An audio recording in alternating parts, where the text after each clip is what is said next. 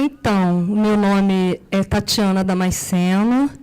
Eu atuo em programas de graduação e pós-graduação em dança do Departamento de Arte Corporal da Universidade Federal do Rio de Janeiro, onde coordeno o Núcleo de Pesquisa em Dança e Cultura Afro-Brasileira. Tenho o prazer de apresentar os convidados dessa mesa debate, que denominei de afrocentrada, afro-referenciada, empoderada, afropolítica. Porque entendo que esses convidados estão dedicando uma vida ao movimento de descolonização de pensamentos, gestos, movimentos, imagens, espaços, respeitando, agregando, entrelaçando e valorizando as inúmeras possibilidades expressivas de corpo no mundo. Então, eu chamo a nossa convidada Ana Pi, artista mineira, coreográfica e da imagem, pesquisadora das danças urbanas, dançarina contemporânea e pedagoga graduada pela Escola de Dança da Universidade Federal da Bahia. Estuda a dança e a imagem no Centro Coreográfico Nacional de Montpellier, França, sob a direção de Mathilde Monnier. Trânsito, deslocamento, pertencimento, sobreposição, memória, cores, ações ordinárias e gestos são matérias vitais à sua prática criativa e pedagógica. Ana Pi performa e palestra regularmente sobre as danças urbanas, realizadas tanto no Brasil quanto na Europa e, mais recentemente, em África. Brasil, França, Turquia, Bélgica, Portugal, Espanha, Inglaterra, Alemanha, Japão, Peru, Estados Unidos, Mali, Nigéria, Angola, Guiné Equatorial e muitos outros são os países pelos quais passou nesta experiência profissional, seja através de programas de residência artística, ministrando oficinas sobre o corpo, imagem, gestos sagrados e periferia, ou dentro da programação de festivais internacionais e turnês dos seus trabalhos. Ana Pi, por favor.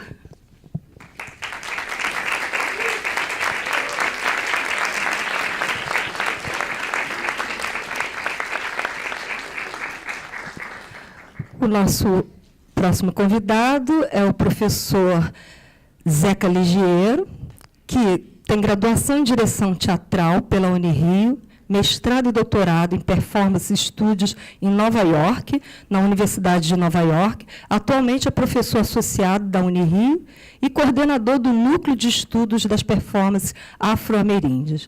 Tem experiência na área de artes, com ênfase em direção teatral, atuando principalmente nos seguintes temas: performance afro-brasileira, cultura afro-brasileira, cultura popular e teatro experimental e pedagogia teatral.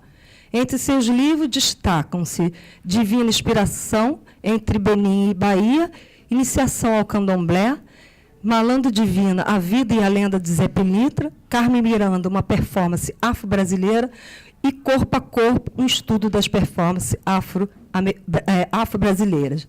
Atualmente é curador do acervo de Augusto Boal, na Unirio. Já foi. Atualmente, ele está selecionando e vai lançar um livro que eu sei, né? Eu já fiquei sabendo, com os textos falei, Robson Forrest Thompson. Então, esperem, aguardem, que está vindo aí um novo livro, tá? Zeca, por favor.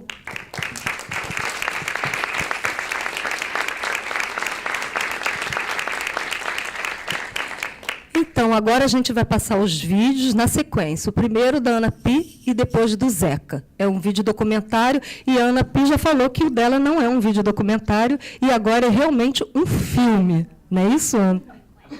Um filme. Vamos assistir e depois ela vai explicar e o Zeca também vai explicar um pouco sobre essas duas produções. Tá?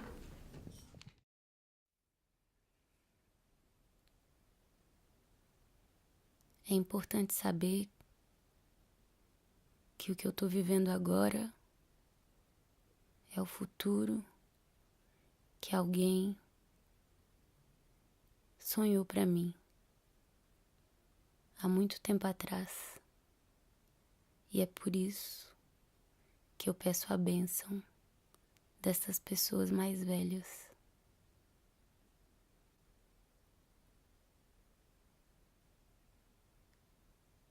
Eu tô num avião e ao meu redor todas as pessoas são negras. Pela primeira vez. O piloto, sua equipe, as pessoas da primeira classe, e isso me faz entender imediatamente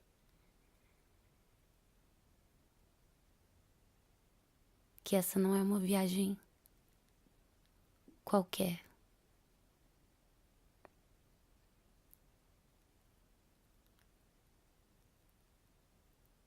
Eu tô indo pra África subsaariana pela primeira vez.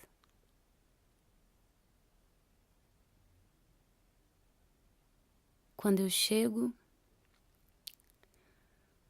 no controle de passaportes, um senhor me diz: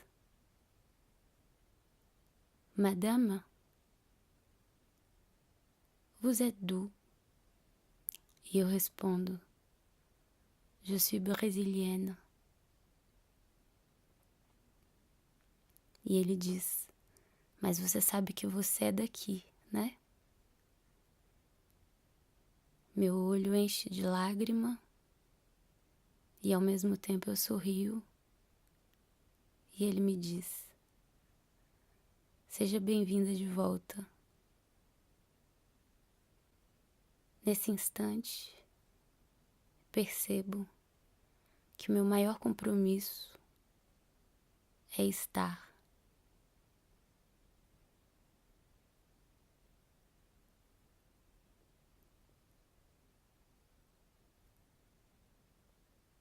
Com os 2 pés bem firmes, eu percebo que a cor da terra me leva de volta pro Petrolândia, pro Granja Verde e tantos outros bairros da minha infância. Da janela do quarto do hotel eu vejo o rio. Rio Níger. Rio Preto. E eu tenho que tocar nesse rio. Preto, preto, Pearl, preto. Nouakchott, preto. Niamey, preto. Igbo, preto, preto. Ouagadougou, Bamako, preto. Luanda, Hausa, Malabo, Yorubá, Tuaregs, preto. Enugu, preto. Lagos, preto, preto, preto. Soninké, preto, preto. Uma série de palavras que não deveriam ser novas. Uma série de lugares que deveriam ser íntimos. Uma série de histórias que deveriam ser contadas. Uma nuvem, uma tempestade de areia, uma chuva tropical.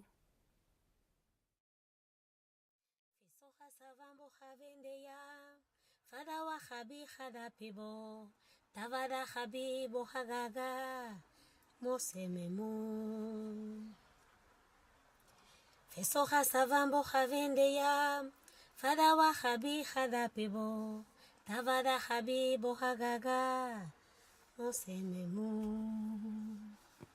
Ti ti ti ti,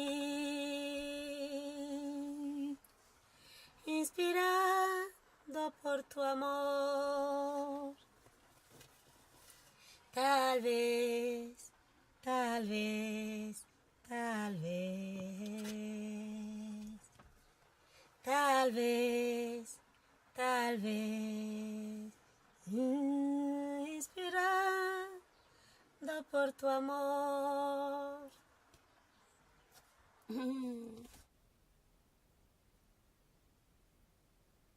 uma ponte,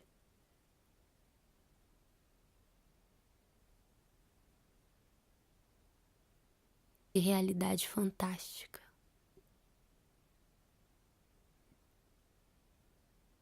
Essas sirenes são da viatura da polícia que me escolta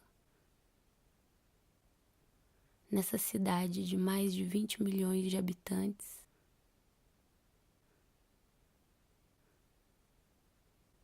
para que eu possa aqui fazer essa dança que resistiu à invasão. O nome dela é Ano Bom.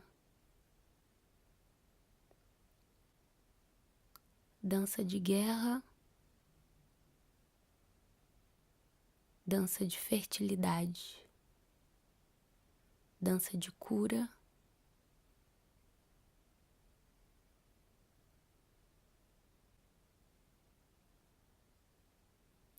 eu coloco meu tripé,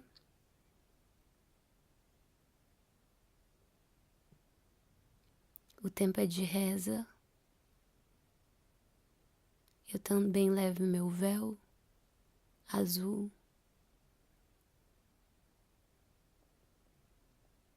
e me coloco no espaço, junto, me integro.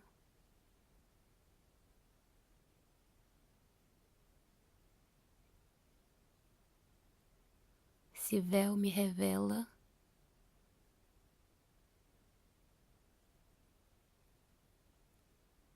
o que existe de mais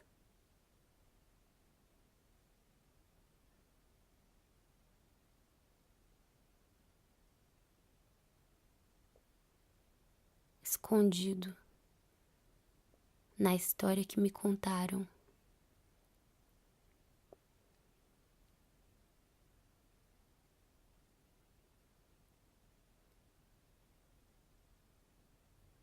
Eu só acredito vendo com os meus próprios olhos.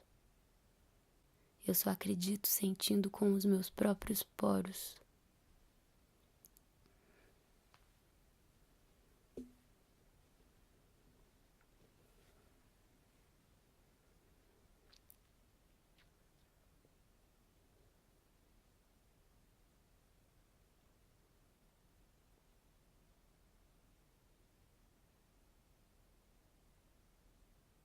Debaixo da ponte, vários trabalhos sendo feitos, invisíveis. Em cima da ponte, várias conexões sendo feitas, trocas, muito movimento, muita comunicação. A memória viva, a história sendo trabalhada com várias línguas, no mínimo 4. A do seu próprio povo, a do povo vizinho,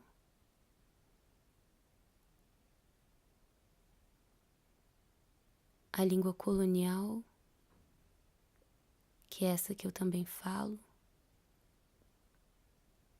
e a língua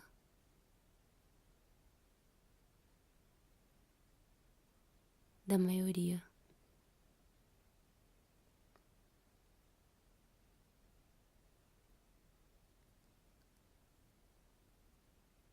É só aqui que eu faço as pazes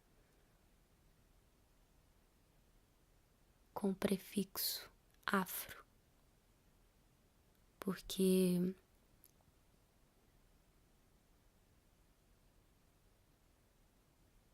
nele cabe tudo, esse continente inteiro, e esse continente inteiro cabe dentro de mim.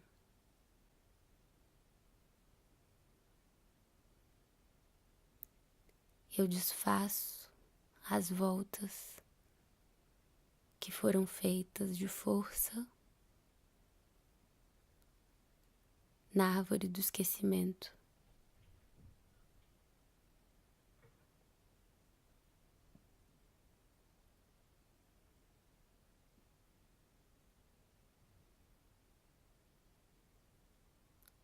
Eu mergulho nas águas abissais do Oceano Atlântico.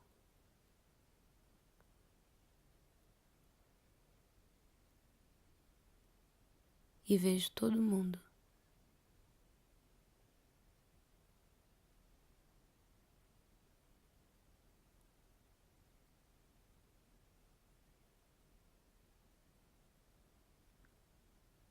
Luminescentes, sons de baleia,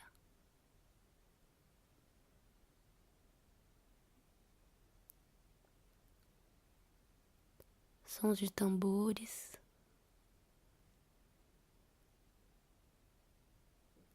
e o som do meu próprio coração.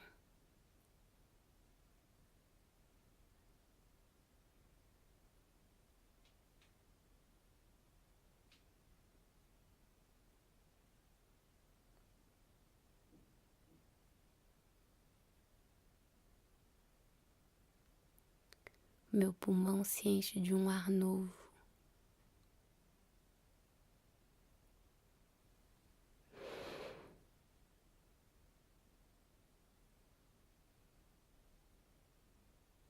E eu mergulho outra vez.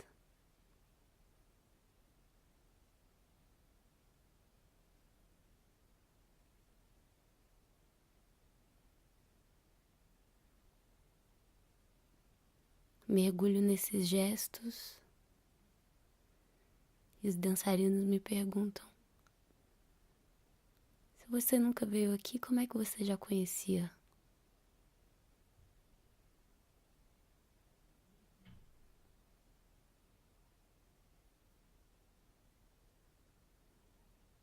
E dançando eu respondo: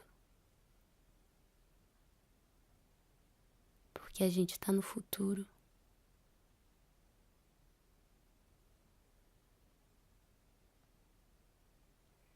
E no futuro,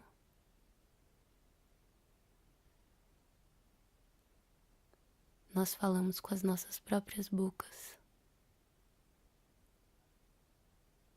E no futuro, a roda é ainda maior. E no futuro,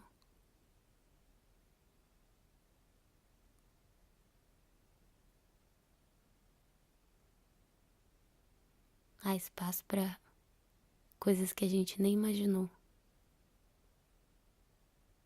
Que nem esse momento.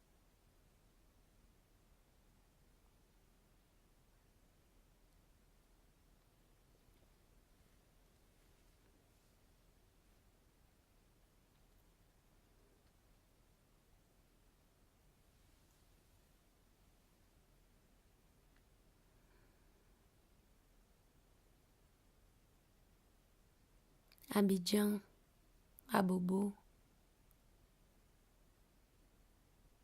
Eu vejo gênios que voam.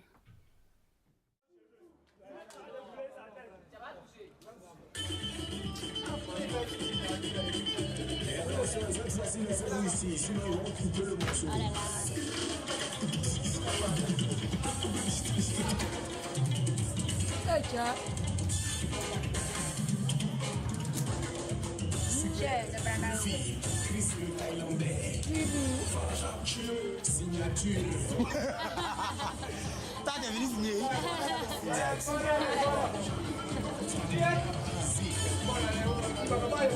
La scène est vide, hein?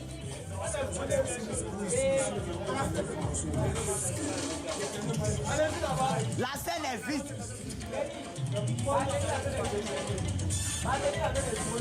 Et allez.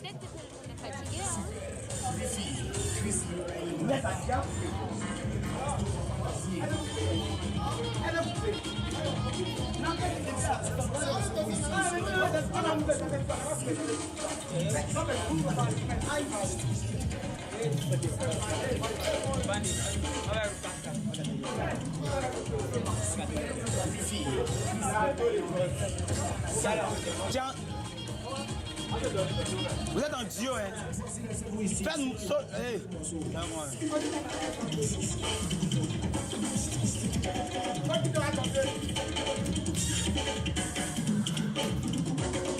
Super, Ruffy, Chris le Thaïlandais. Signature.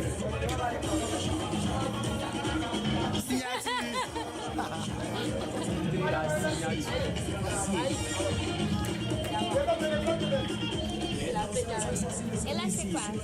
Quel don?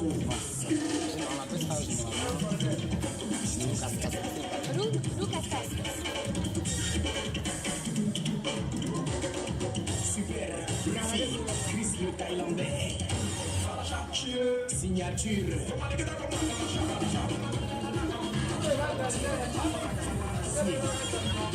Là, on fait les mêmes choses là encore. Gauthier.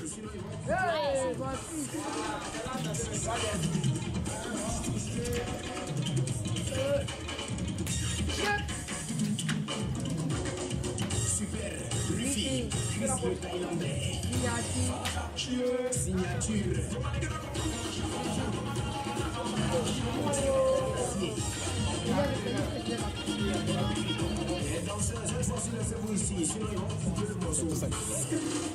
Tout ça, c'est coupé décalé.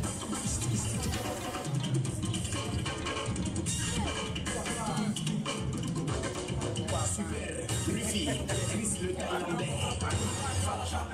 Signature.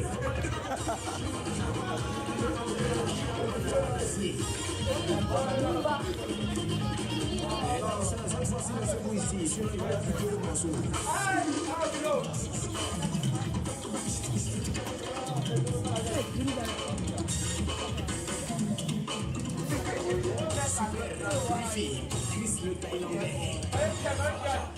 Signature.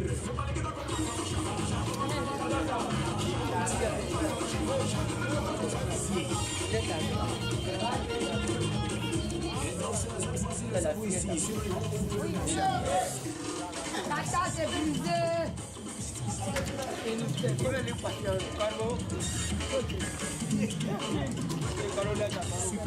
Ruffy, Chris le Thaïlandais. Signature.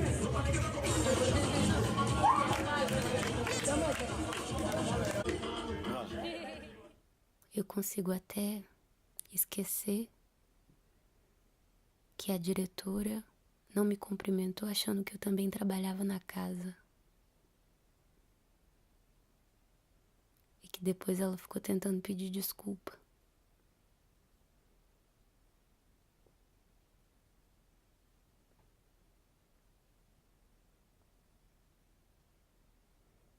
Eu consigo até esquecer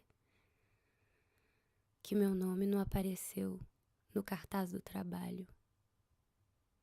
Mais uma vez.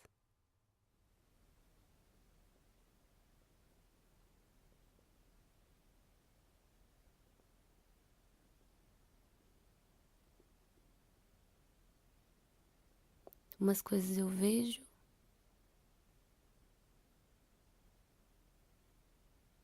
outras você tem que imaginar.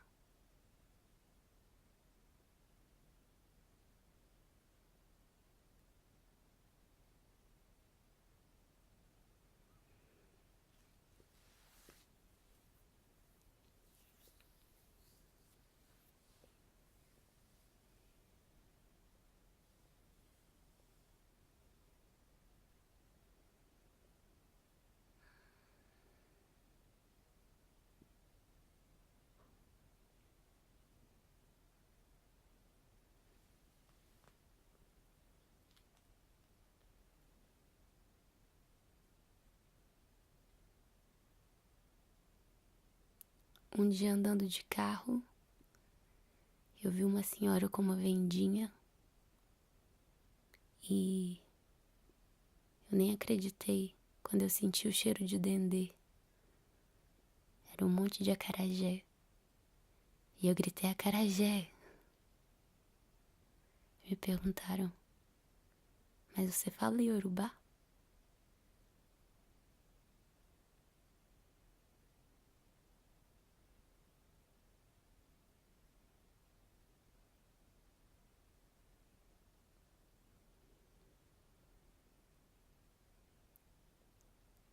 Umas pessoas me falavam: ah, você vem da África do Sul. Outras, da Etiópia. Não, você vem do Congo. Não. Você vem de Moçambique. Outras, você vem do Benin.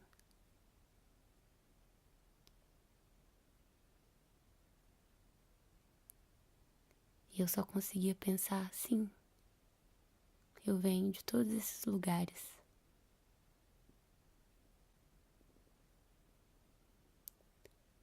Quando o invisível se torna visível, o olho demora a acostumar.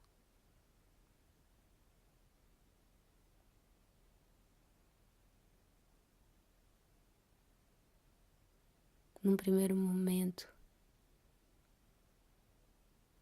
parece inexistente, parece invenção. Depois são vultos.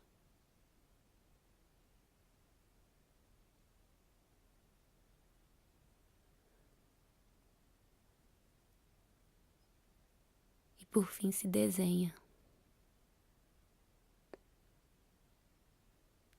Com precisão.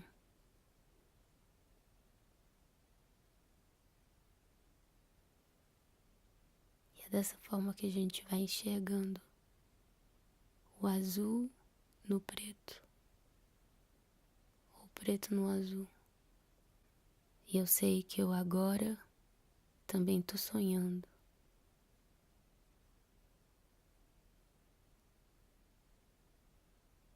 Com as pessoas que virão depois de mim.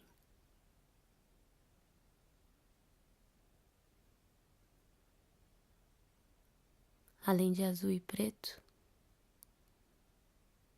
essas pessoas vão ver todas as cores, todas as formas, sentir todos os cheiros, provar todos os sabores.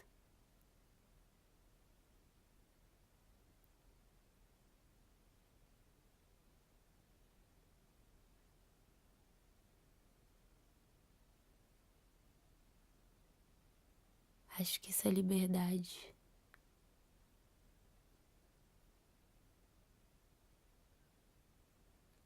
Poder ir para um lado ou para o outro da ponte.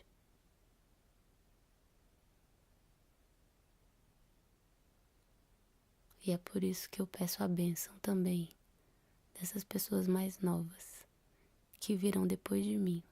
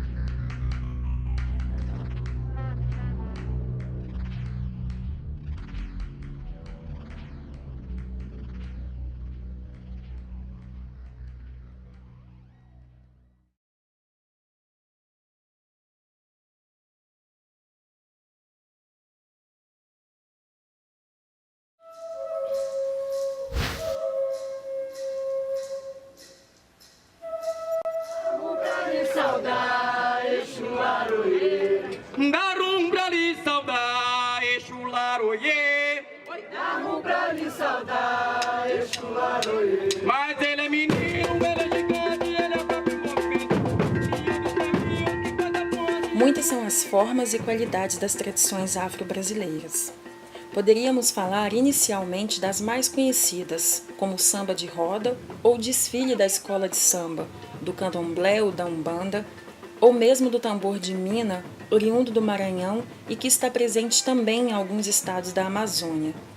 Não caberia, ainda pela sua extensão e complexidade, apresentar em um único vídeo suas inúmeras manifestações contemporâneas que poderiam incluir o hip-hop e o funk, ou as inúmeras manifestações que se mesclaram com o catolicismo, como as congadas, as folias de reis, entre outras.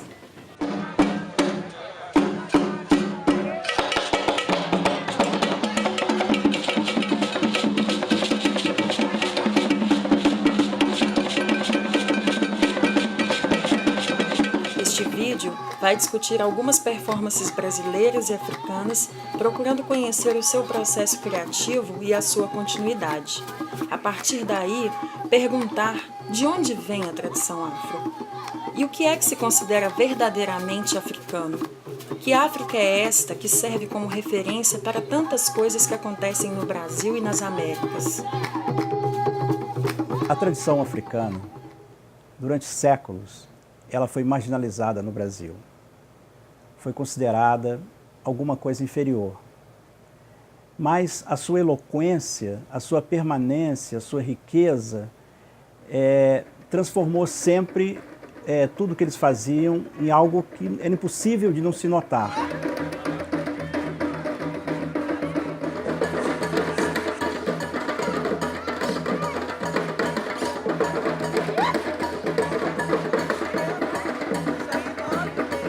A partir da década de 30, a gente percebe que antropólogos, estudiosos, folcloristas começam a investigar a riqueza, essa riqueza da diversidade das tradições africanas. A partir do governo Vargas, começa a se valorizar a cultura africana, transformando-a em cultura popular brasileira, nacionalizando toda a sua riqueza, passando a fazer parte da cultura nacional brasileira, dentro da ideia da democratização racial, e que o Brasil é uma mistura que deu certo, etc., etc. A partir dos grandes movimentos sociais da década de 60, principalmente nos Estados Unidos, quando há uma grande reivindicação das populações negras, isso chega ao Brasil, o termo afro começa a ser veiculado, né? Afro-americano. E isso, de alguma maneira, passa a se refletir também no Brasil e começa a se falar do afro-brasileiro, apesar de muitos antropólogos considerarem que esse termo afro-brasileiro não existe, que existe a cultura nacional, né?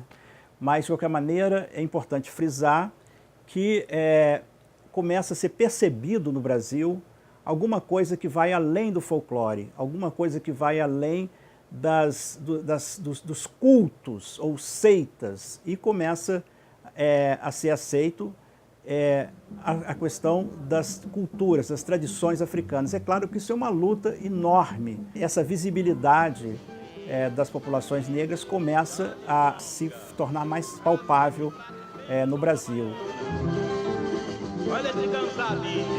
Eu estava fazendo mestrado na Universidade de Nova York, no departamento de Performance Studies.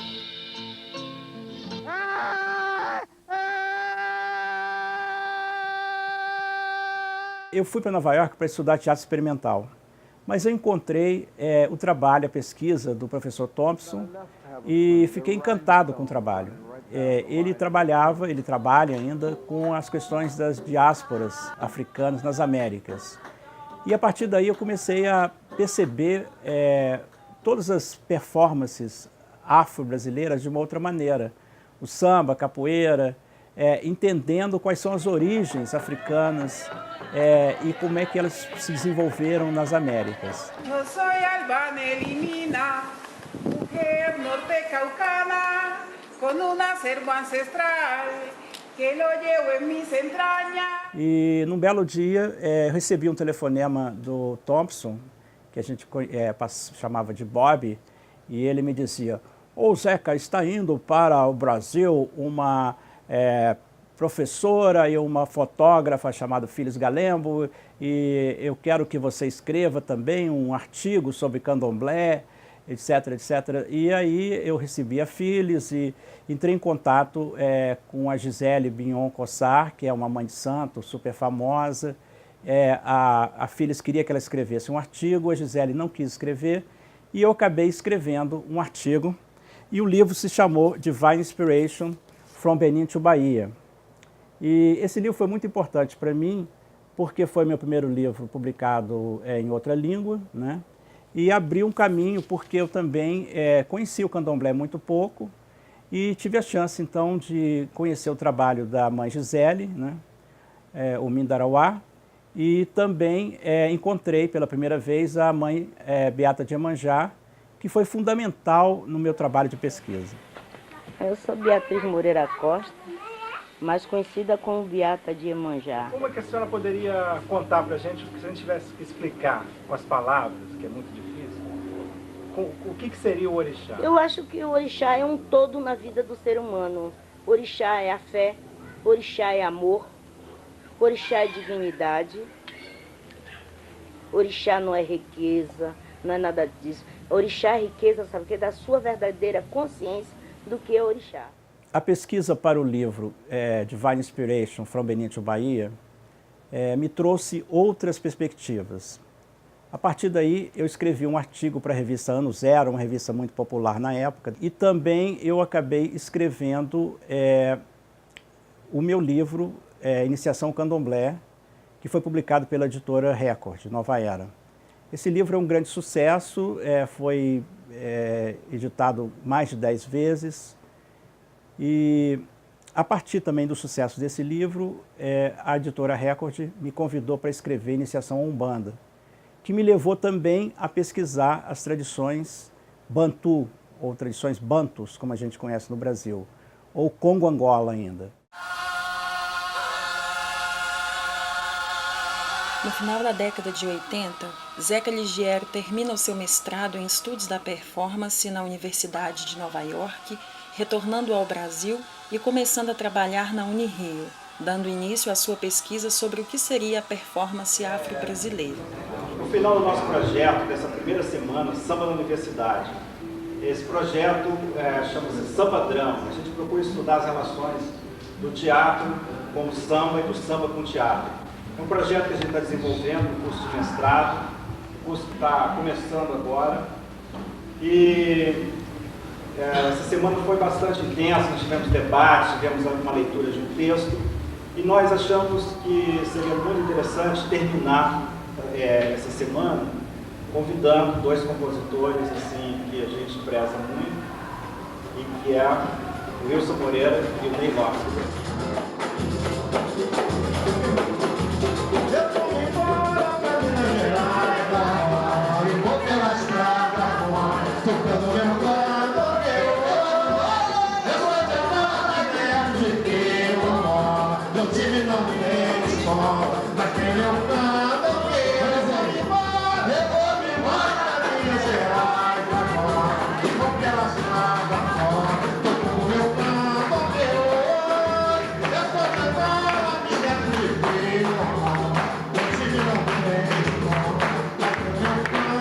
No final do evento Samba Drama, o projeto que eu criei aqui na Unirio, o primeiro projeto, eu convidei o Moreira da Silva para vir fechar o evento.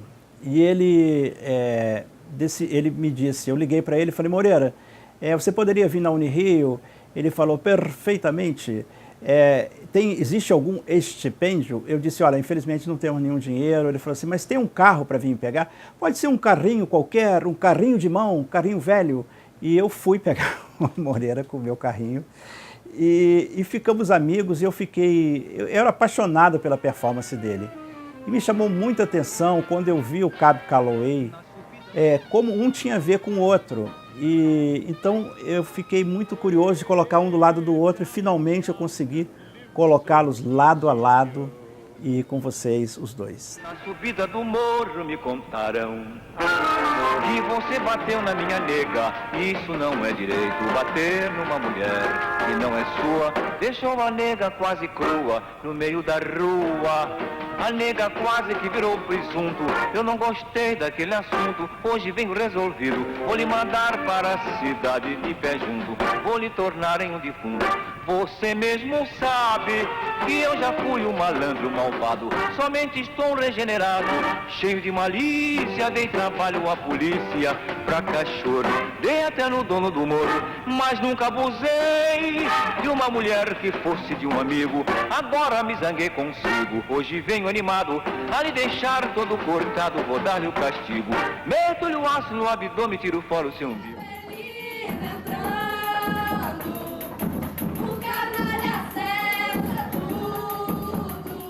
O projeto Samba Drama se estendeu não somente ao estudo da obra e da biografia dos grandes compositores do samba, como também pela dramaturgia da época, passando pelo teatro de revistas e indo até os escritores, como Antônio Fraga, autor do romance Desabrigo. Cena 4, Batalha de Confete na Praça 11. Coisada, fantasiada de jeca, estava carnavalhando na Batalha de Confete da Praça 11, cantando. O cordão Fome Aqui é Mato, passando e cantando o samba maioral de 42, quando Cobrinha encontrou com ele. Quero ficar aloprado, tomando fora enganado, talvez a coisa se ajeite, mas é mesmo a minha sina, vem a caloche me ensina, eu amo ver dar mais leite, mas é mesmo a minha sina, vem a caloche me ensina.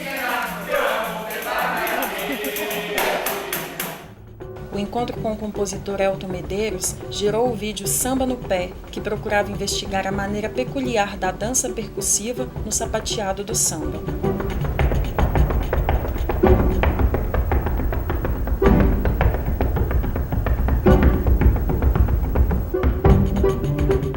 Conversando com Elton Medeiros, ele sempre me falava da importância dos filmes produzidos no Harlem Negro para os artistas brasileiros, descendentes africanos. E aos poucos eu comecei a entrar em contato com esse material e pude descobrir uma enorme importância desse diálogo entre o negro norte-americano e o negro brasileiro como o negro cubano. E o Thompson, ele fala uma coisa muito bonita, que ele diz que as tradições africanas são como um grande quebra-cabeça, que as peças foram distribuídas pelas Américas e cabe a cada afrodescendente recuperar essas peças e encaixar novamente essa fragmentação dessas culturas.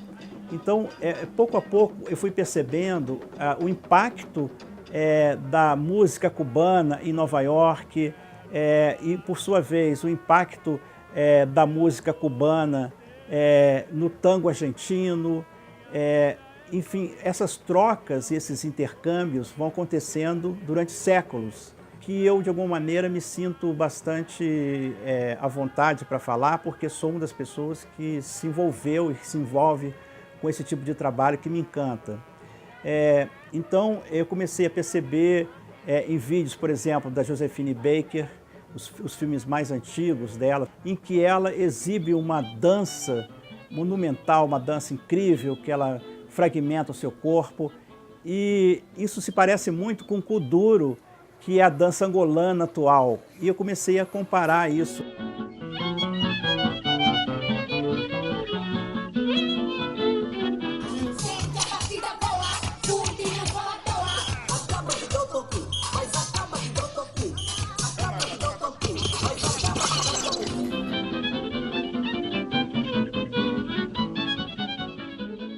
Quando eu comecei a pesquisar as raízes afro de Carmen Miranda, todo mundo me sacaneava e falava, pô, Zeca, pelo amor de Deus, Carmen Miranda não tem nada a ver com a cultura afro. Como eu estava impregnado das tradições africanas, do Brasil, né, o candomblé e o samba, eu procurei entender como a Carmen veiculava o samba e como ela veiculava, como ela criou a sua própria baiana, que ela disse que ela criou a baiana, mas enfim, ela restaurou um comportamento de baiana dentro do imaginário dela e criou uma nova baiana, vamos dizer assim, que se tornou, na realidade, internacionalmente conhecida como a baiana.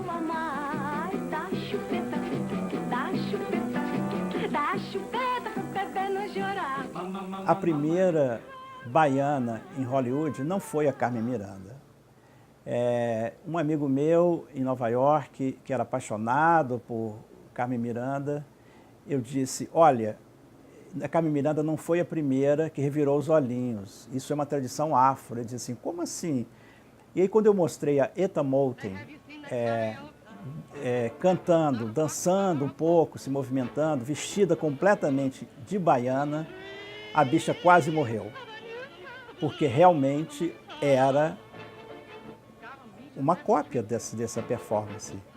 Quer dizer, a Carmen é sensacional, eu escrevi uma tese sobre ela, adoro a Carmen, mas realmente ela não foi a criadora da baiana, nem no Brasil e nem em Hollywood, porque no Brasil, Aracy Cortes já tinha criado a baiana de uma maneira espetacular, só que ela fazia teatro de revista, né? Teatro de revista não era bem visto.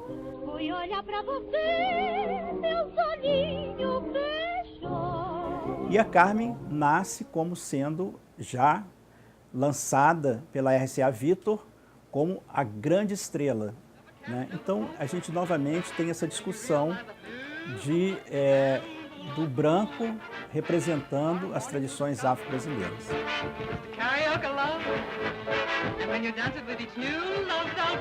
Me interessou muito essa maneira como que as indústrias, de alguma maneira, vão também incorporando as tradições africanas e reprocessando, até a gente chegar no Michael Jackson, que ele incorpora todas as tradições negras do Harlem, mas ele mesmo quer se tornar branco. Enfim, é um exemplo de como nós procuramos perceber essas tradições africanas e como elas vão sendo empalidecidas pela manipulação que a própria mídia vai dando, né?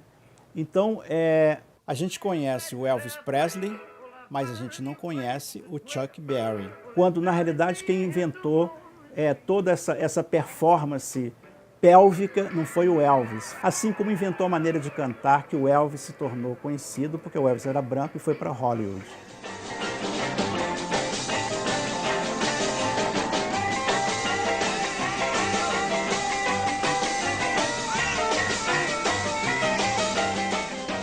A partir também do contato com o universo da Umbanda, principalmente do chamado povo da rua, eu comecei a pesquisar a figura do seu Zé Pilintra. A figura do seu Zé Pilintra é uma figura notável, porque ela faz parte do mundo do samba, ao mesmo tempo ele traz uma herança nordestina, do catimbó, e é a própria história do imigrante negro que vem do norte e que se torna carioca. E esse universo do Zé Pilintra me levou, então, a publicar o livro Malandro Divino, A Vida e a Lenda de Zé Pilintra.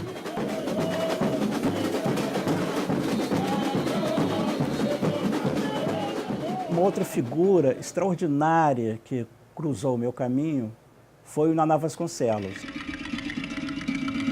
Eu conheci o Naná, assim, de shows e tal, e aí, quando eu estava em Pamplona, num festival, eu encontrei Naná Vasconcelos. E aí vocês vão assistir agora esse encontro maravilhoso, inesquecível, que eu tive com o Naná. O que seria a performance afro-brasileira? Para mim, o Naná, ele junta, né, muita coisa no trabalho dele e dentro de uma simplicidade muito grande. Então, a gente estava conversando ontem um pouco e ele falou que o berimbau seria ponto de partida de tudo. E aí, na hora eu estava sem a câmera. Aí eu falei assim, vamos conversar sobre isso. Eu queria, Naná, que você contasse um pouco como é que foi essa descoberta aí. Quando eu descobri o berimbau, eu descobri uma nova dimensão, assim, de maneira de pensar em música. O berimbau me revelou muitas coisas, né? Porque depois dos toques de capoeira, né, samba muito grande, samba muito pequeno, bola, cavalaria, que é tudo aqui.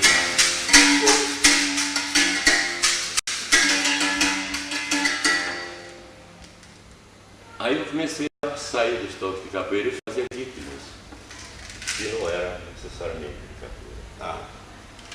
Aí comecei, ele me induziu a isso.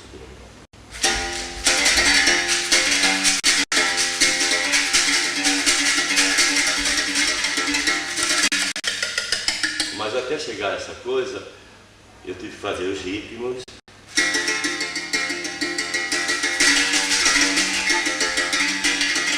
Os ritmos que não eram de capoeira e tudo. Aí depois de cada ritmo que vinha, ele vem sempre como ele é e depois com as variações. E eu tinha que tecnicamente estudar tudo. Então foi um negócio mesmo assim de dimensão. Eu não descobri nada.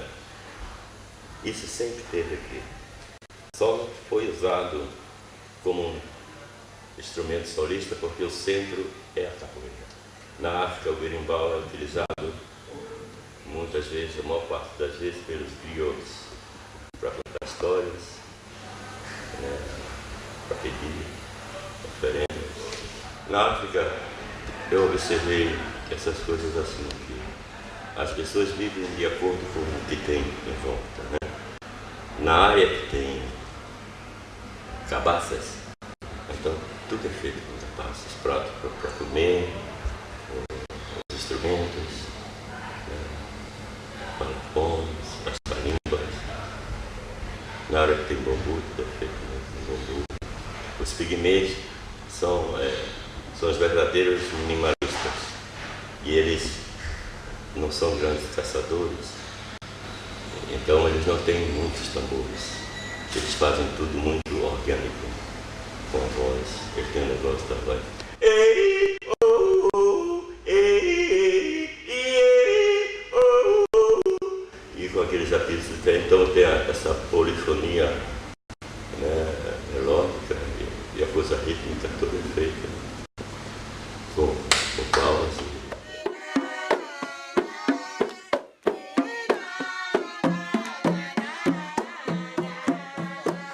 A pesquisa avançou também para alguns países da África. Neste vídeo estão materiais de algumas viagens realizadas. Aqui podemos ver uma África multicultural, diversa, múltipla. Por exemplo, dentro de um único país, seja ele Togo ou Moçambique, nota-se a convivência de uma simultaneidade de tradições em seus processos de preservação e de hibridização. Até mais ou menos 10 anos atrás, eu era um pesquisador de tradições afro, mas eu nunca tinha ido à África. E isso era alguma coisa que eu me sentia menor por causa disso, porque eu, principalmente, o meu trabalho não é sobre história, embora também eu fale de história. Ou seja, é um trabalho sobre performance, então sobre apresentação, sobre dança, sobre canto, sobre teatro. Então eu me ressentia o fato de não ter ido à África. Então a África para mim era algo imaginário e de alguma maneira ela me parecia alguma coisa homogênea, alguma coisa assim, África como um universo, África negra, né? Porque a gente também idealiza uma África que exclui Egito, exclui o norte da África, mas enfim, essa África que eu estou me referindo era uma África imaginária.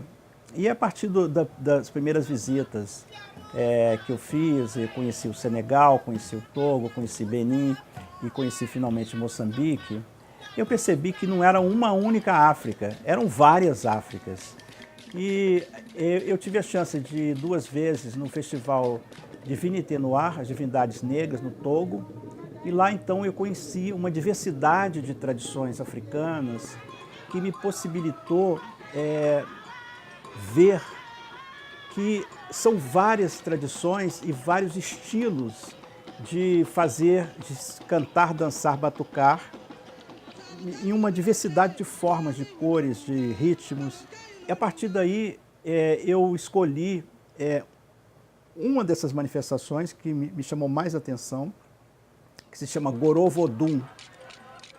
Ou seja, o gorô significa cola, ou o obi, e vodum. Então, quer dizer, seria o vodum da cola, o vodum do obi.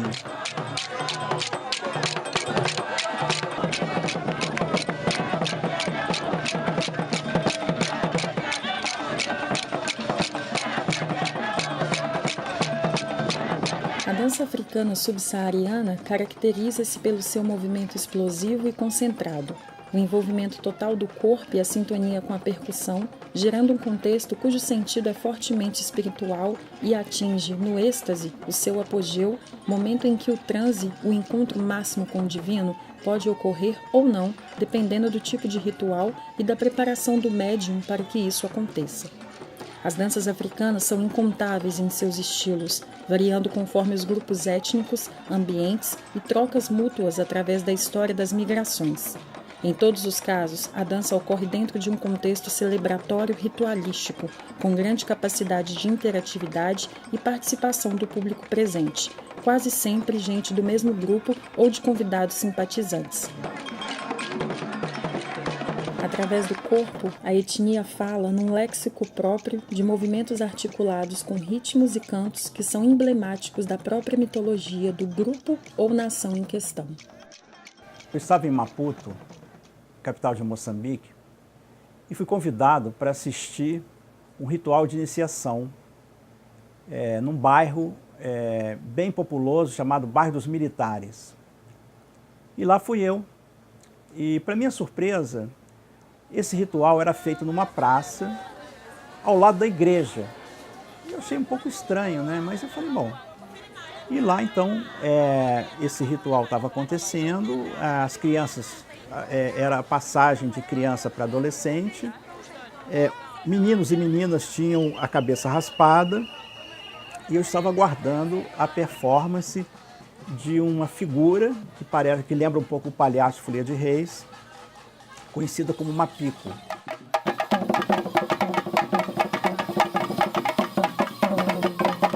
Enfim, me chamou a atenção quando o Mapico chegou, todo mundo seguiu o Mapico e foi sensacional, e realmente parece muito com o palhaço Folia de Reis, que eu conheci da minha infância, que eu depois orientei várias pesquisas sobre o palhaço de Folia de Reis, a maneira dele dançar, a maneira dele ciscar, a maneira dele trabalhar o quadril, enfim. E me chamou muita atenção também porque estava acontecendo um casamento dentro da igreja. E eu, vendo aquelas pessoas ultra chiques passando, eu fiquei também curioso de entrar nessa igreja. E a hora que eu entrei na igreja, eu percebi que era uma igreja evangélica. Eu falei, gente, é uma igreja evangélica. E aí eu pedi, posso filmar?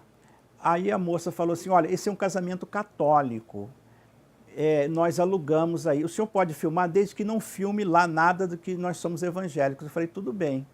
E aí eu filmei um casamento típico, né, de Moçambique, com muita festa, com muita dança. E aí novamente no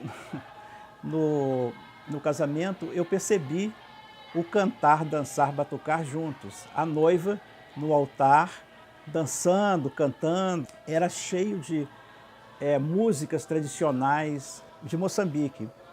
Então, eu começo a pensar como as tradições se modificam, como as tradições se transformam de acordo com os tempos e as necessidades, né?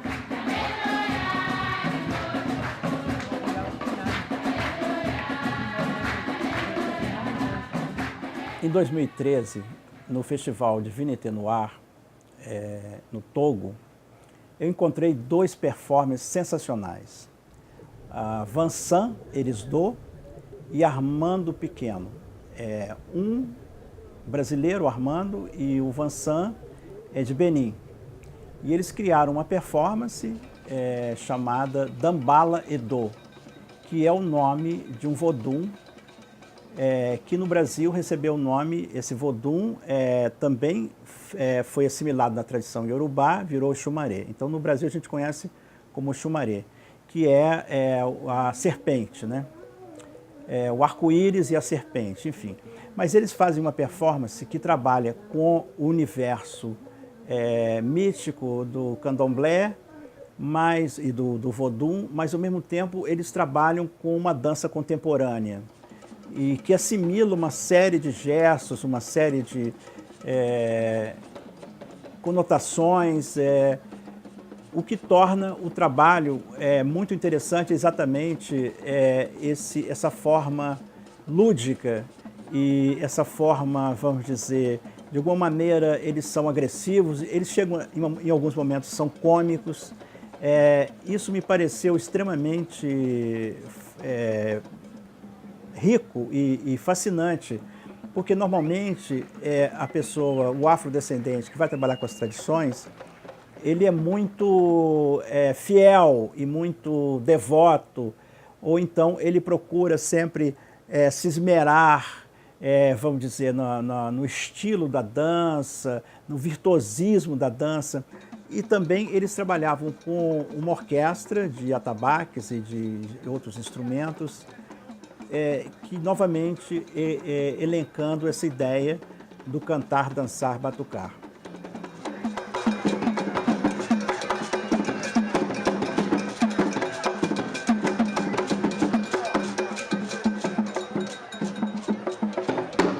A música tem muita importância para a chamada dos orixás, para a pessoa se levar naquele toque dos atabaques, naquela batida dos atabaques, a pessoa é levada para o plano superior para receber a possessão do seu orixá. Porque no momento em que está tocando os atabaques e você está dançando ali para o orixá, está cantando, você está sendo levada, você está como que uma noiva que está indo na beleza do encontro do noivo ao altar. É assim que nós nos sentimos. Nós, quando nós estamos dançando, estamos naqueles cânticos, nós estamos sentindo que estamos sendo possuídas, estamos sendo levadas para os braços dos nossos noivos ou das nossas noivas.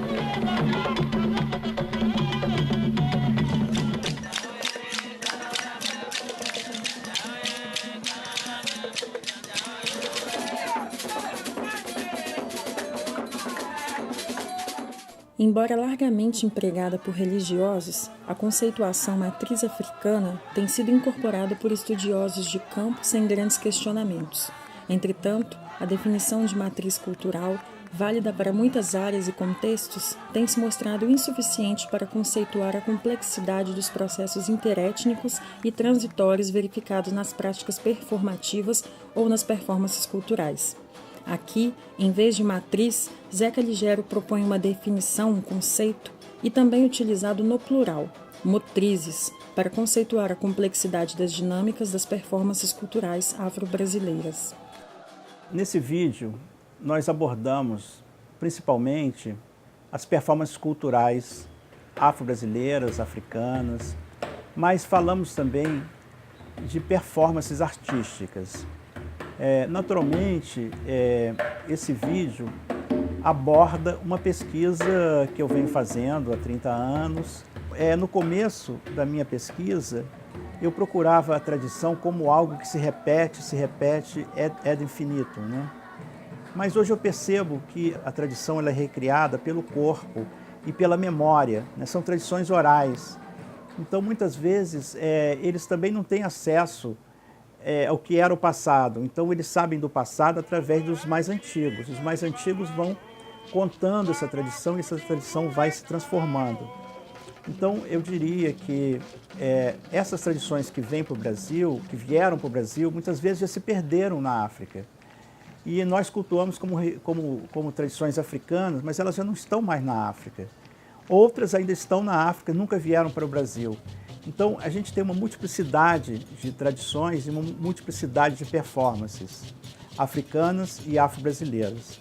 E esse é o estudo que nós temos feito. O que eu procurei trazer para vocês é um pouco de um trabalho de um investigador apaixonado, que ao longo do tempo procurou transformar essa paixão em conhecimento, o que me permitiu encontrar uma diversidade de mestres e uma diversidade de tradições. Possivelmente, se Deus me permitir, os orixás me permitirem, daqui a 10 anos eu estarei fazendo um outro vídeo falando de outras tradições, porque as tradições não param, elas são inúmeras.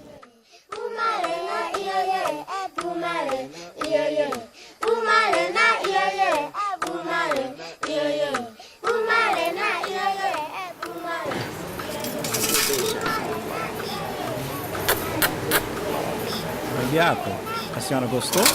Adorei.